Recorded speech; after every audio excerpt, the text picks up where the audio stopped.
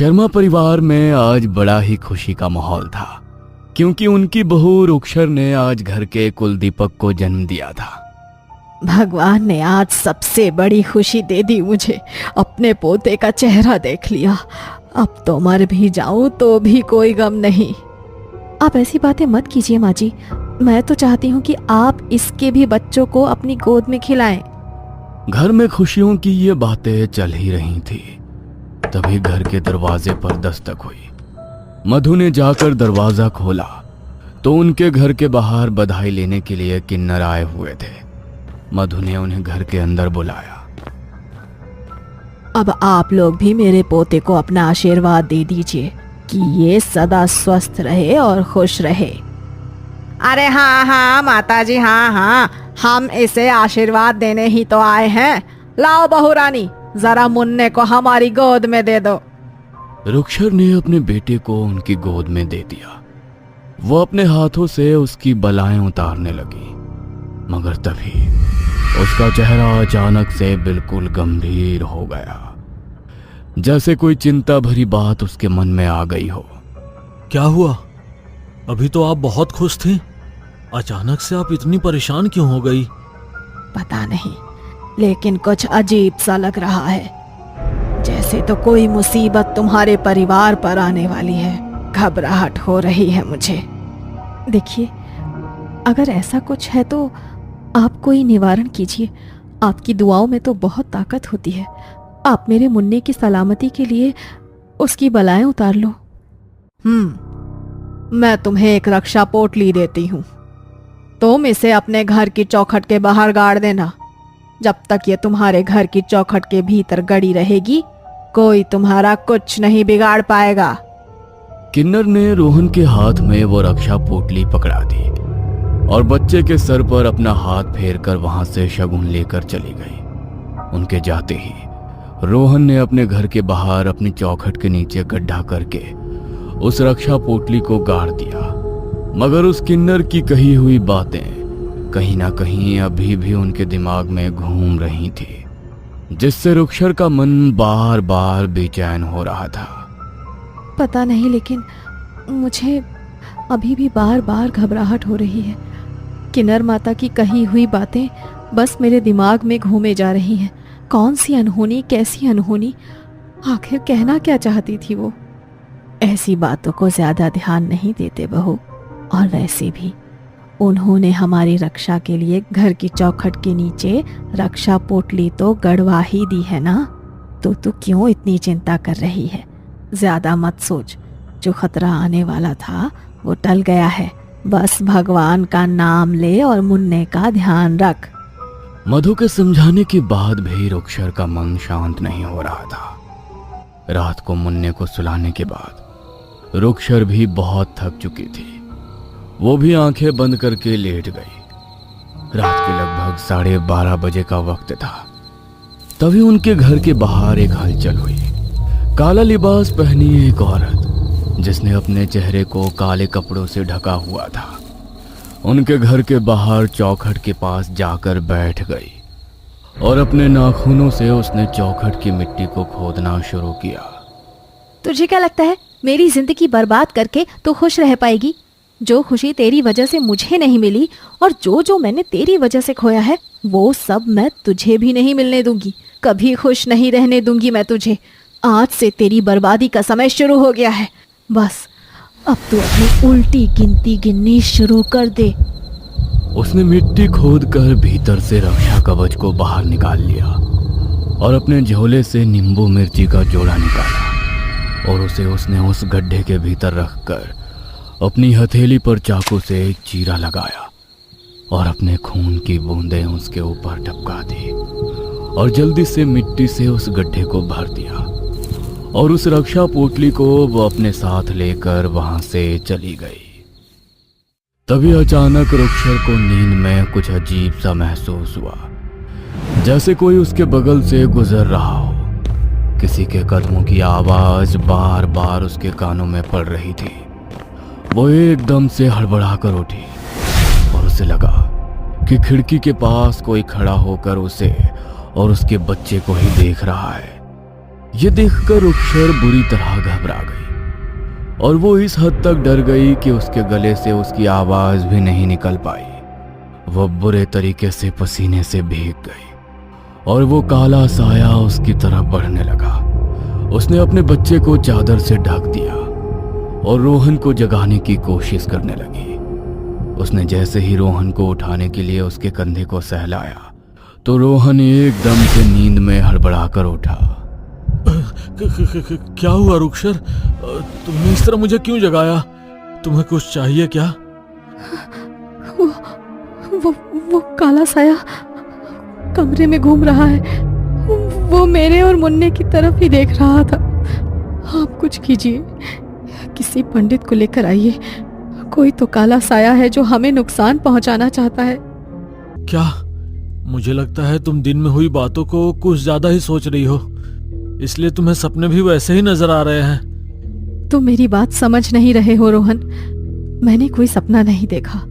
वो शायद मेरी आंखों के सामने खड़ा था, उस खिड़की के पास। देखो रुक्षर, हमारे घर की चौखट के बाहर रक्षा पोटली मैंने अपने हाथों से गाड़ी थी। उसके रहते कोई भी ऐसी शक्ति हमारे घर के भीतर प्रवेश नहीं कर सकती। तुम ये सब सोचना बंद करो और सो जाओ। मैं एक काम करता हूँ, लाइट ऑन कर देता हूँ। लाइट चालू रहेगी तो तुम्हें घबराहट भी नहीं होगी। रोहन ने लाइट ऑन कर दी और रुक्षर को भी लगा कि शायद ये उसका वहम ही है, इसलिए वो भी उस बात को महज एक बुरा सपना समझकर वापस सोने के लिए लेट गई। अगली सुबह जब उसकी आंख खुली तो उसने देखा कि उसके पेट पर किसी की खरोच के निशान है। ये देखकर वो जोर से चिल्लाई। तभी बाहर से उसकी सास दौड़कर अंदर कमरे में आई। क्या हुआ बहू? तू इतनी जोर से क्यों चिल्ला रही है? देख, मुन्ना भी डर गया। वो रो रहा है। तू उसे गोद में क्यों नहीं ले रही? मधु ने मुन्ने को गोद में लिया। तभी उसने देखा कि मुन्ने का शरीर एकदम नीला पड़ गया है। ये देखकर वो बुरी तरह घबरा गई। ये मुन्ने को क्या हो गया? इसका शरीर नीला कैसे पड़ गया? इसे जल्दी से हॉस्पिटल लेकर जाना होगा। जल्दी उठ बहू। वो दोनों जल्दी से उसे अस्पताल लेकर भागे। डॉक्टर ने उसे चेक किया और अस्पताल में ही एडमिट कर लिया।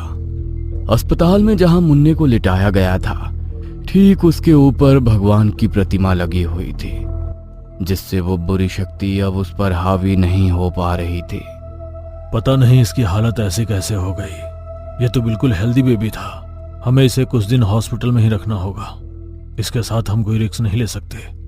लेकिन इसे हुआ क्या है? अचानक से पूरा शरीर नीला पड़ जाना कोई आम बात तो नहीं है। हमें भी कुछ समझ नहीं आ रहा कि आखिर ये क्यों हुआ। खैर, आप चिंता मत कीजिए। हम कुछ दिन इसे हॉस्पिटल में ही रखेंगे तो ये ठीक हो जाएगा। आप घर जा सकते हैं। अस्पताल में ऐसे किसी का रुकना अलाउड नहीं है। लेकिन मुन्ना। आप उसकी बिल्कुल भी चिंता मत कीजिए। हम उसका ध्यान रखेंगे। अभी उसे इन्फेक्शन से बचाना जरूरी है। आप कल उससे मिलने आ सकते हैं। रुक्षर और मधु का मुन्ने को वहां छोड़कर हॉस्पिटल से वापस आने का मन तो नहीं मान रहा था, मगर डॉक्टर के कहने पर रुक्षर और मधु घर वापस आ गए। लेकिन घर में कदम रखते ही उसका पूरा शरीर इतना भारी हो गया कि वो सीधी ही जमीन पर गिर पड़ी और जब उसने उठने की कोशिश की तो वो खड़ी ही नहीं हो पाई। अरे बहू, ये क्या हो गया तुझे? तू गिर कैसे गई? ले, मेरा हाथ पकड़, उठ जा। मैं उठने की कोशिश कर रही हूँ माँ जी, लेकिन मुझसे उठा ही नहीं जा रहा। ऐसा लग रहा है कि मेरे पैरों ने काम करना बंद कर दिया है। मैं खड़ी नहीं हो पा रही हूँ। क्या? हे भगवान, ये मेरे परिवार पर कैसी मुसीबतों का पहाड़ टूट पड़ा है। पहले मेरा पोता बीमार हो गया और अब बहू को क्या हो गया? मैं रोहन को फोन करके घर बुलाती हूँ। मधु रुक्षर को जैसे तैसे सहारा देकर बेड पर लिटाती है और रोहन को फोन करके ऑफिस से घर बुलाती है। रोहन भी सब कुछ देखकर चौंक जाता है। मुन्ने की तबीयत इतनी खराब हो गई और तुम्हें ना जाने क्या हो गया है। तुम लोग अब मुझे फोन करके बुला रहे हो? अभी वो सब जाने दीजिए और ये सोचिए कि आखिर ये सब हो क्यों रहा है और इसे कौन ठीक करेगा। मैंने कल रात आपसे कहा था कि वो परछाई नजर आ रही है मुझे, लेकिन आपने मेरी बात नहीं सुनी। कोई काली शक्ति प्रवेश कर गई है हमारे घर के भीतर। अगर ऐसा है तो बस वो किन्नर माता ही हमारी मदद कर सकती है। हमें उनके पास जाना होगा। मेरी ऐसी हालत नहीं है माँ जी कि मैं उनके पास जा सकूं। आप उन्हें घर पर ही बुला लीजिए, तो वो घर का मुआयना भी कर लेंगी कि कहीं घर में कोई काली शक्ति प्रवेश तो नहीं कर गई। रोहन किन्नर माता को बुलाने के लिए उनके पास पहुंचता है तो पता चलता है कि वो शहर में है ही नहीं। क्या किन्नर माता शहर में नहीं है? हे भगवान, इस समय तो हमें उनकी सबसे ज्यादा जरूरत है और वो शहर में ही नहीं है। आपको कुछ पता है कि किन्नर माता कब तक लौटेंगी? देखिए, वो किसी बहुत जरूरी काम से दूसरे गांव गई हैं। आने में उन्हें 1 दिन तो लग ही जाएगा। शायद कल शाम तक वो लौट आएंगी। ठीक है, वो जैसे ही आए उन्हें मेरे आने की खबर देना और उन्हें हमारे घर भेज देना। हम बहुत तकलीफ में हैं। जी, आप बिल्कुल भी चिंता मत कीजिए। किन्नर माता जैसे ही आएंगी मैं उन्हें आपके बारे में बता दूंगा। रोहन परेशान होकर वहां से अपने घर आता है, लेकिन जैसे ही वो अपने कमरे में घुसता है तो अंदर का नजारा देखकर उसके होश उड़ जाते हैं। रुक्षर अपने हाथों को मरोड़कर अपने सर को जोर जोर से दीवार पर पटक रही थी और उसके सर से रिसता हुआ खून दीवार से होते हुए जमीन पर बह रहा था। ये देखकर रोहन दौड़ता हुआ उसके पास गया। उसने जैसे ही रुक्षर को अपनी तरफ मोड़ा तो रुक्षर ने उसे इतनी जोर से धक्का दिया कि उसका सर सीधा सामने की दीवार पर जाकर लगा।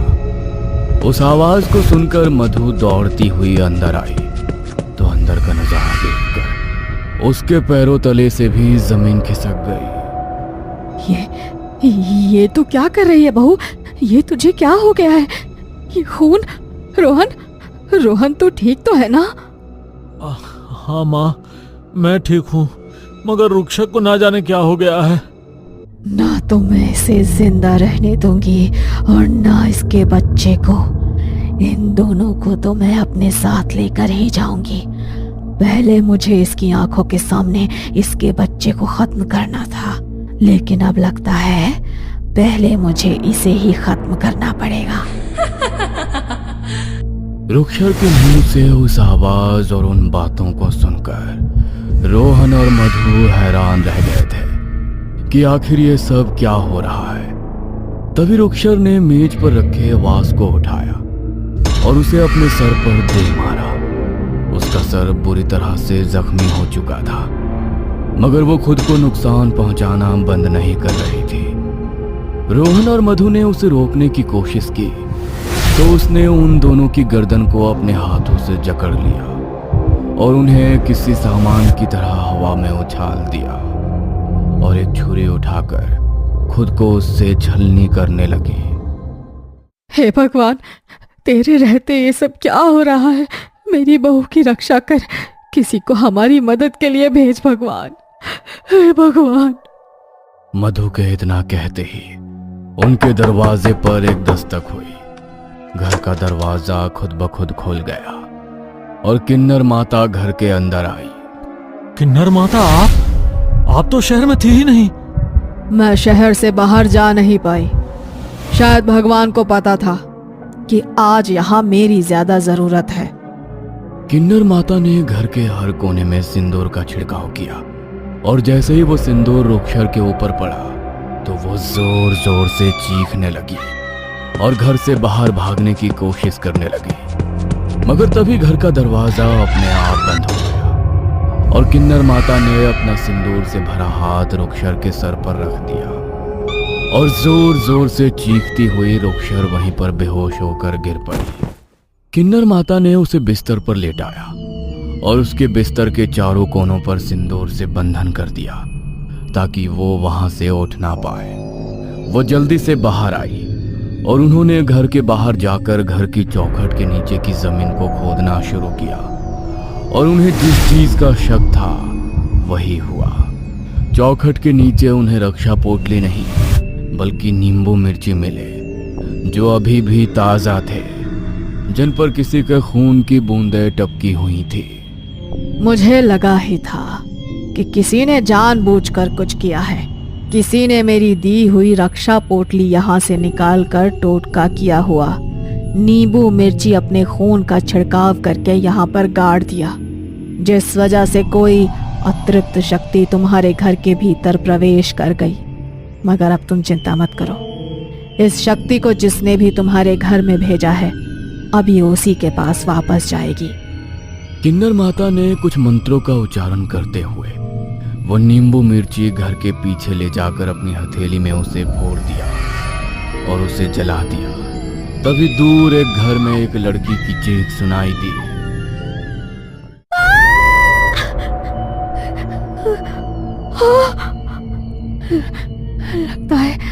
लगता है किसी को वो नींबू मिर्ची मिल गया है और किसी ने मेरे टोटके को मुझ पर ही वापस भेज दिया है। अब मैं क्या करूं? ये शक्ति तो मुझे मार डालेगी। पहले तो उसकी वजह से मम्मी पापा चले गए और अब उसकी वजह से मेरी भी जान जाएगी। मम्मी पापा, आप मेरी बात समझने की कोशिश तो कीजिए। मैं रोहन से बहुत प्यार करती हूँ और वो भी मुझे बहुत चाहता है। हम दोनों शादी करना चाहते हैं। प्लीज आप मना मत कीजिए। तुझे एक बार में कही बात समझ नहीं आती क्या? हमने बोला ना कि हम बिरादरी के बाहर तेरी शादी नहीं करेंगे तो मतलब नहीं करेंगे। भूल जाओ उस लड़के को। कल विक्रम भाई साहब अपने लड़के के लिए तुझे देखने आ रहे हैं। चुपचाप वहीं पर शादी कर ले वरना ठीक नहीं होगा। प्लीज पापा ऐसा मत कीजिए। मम्मी आप तो पापा को समझाइए। अरे उन्हें मैं क्या समझाऊं?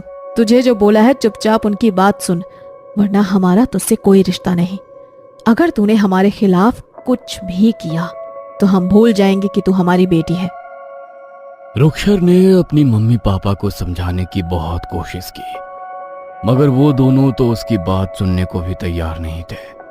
अगले दिन उसका रिश्ता पक्का होने वाला था, इसीलिए वो रात को ही अपने घर से रोहन के साथ भाग गई और उन दोनों ने मंदिर में शादी कर ली। जब अगले दिन सबको ये बात पता लगी तो रुक्षर के परिवार की बहुत बदनामी हुई। उन्होंने उससे अपने सारे रिश्ते खत्म कर दिए, मगर गांव वालों ने ताने दे देकर रुक्षर के घर वालों का जीना दुश्वार कर दिया। और एक दिन दिल का दौरा पड़ने से उसके पापा की मौत हो गई। पापा की मौत के बाद उसकी माँ भी बीमार रहने लगी। रुक्षर की एक छोटी बहन नेहा थी जो अपनी माँ का ध्यान रखती थी, मगर कुछ दिनों बाद माँ भी चल बसी और नेहा बिल्कुल अकेली हो गई। ना तो उसके सर पर माँ बाप का साया था और बड़ी बहन के घर से भाग जाने की वजह से ना अब कोई उससे शादी करना चाहता था। वो बिल्कुल अकेली हो गई और रुक्षर को इस सब का जिम्मेदार मानने लगी। इसीलिए वो अब बस उसे बर्बाद कर देना चाहती थी।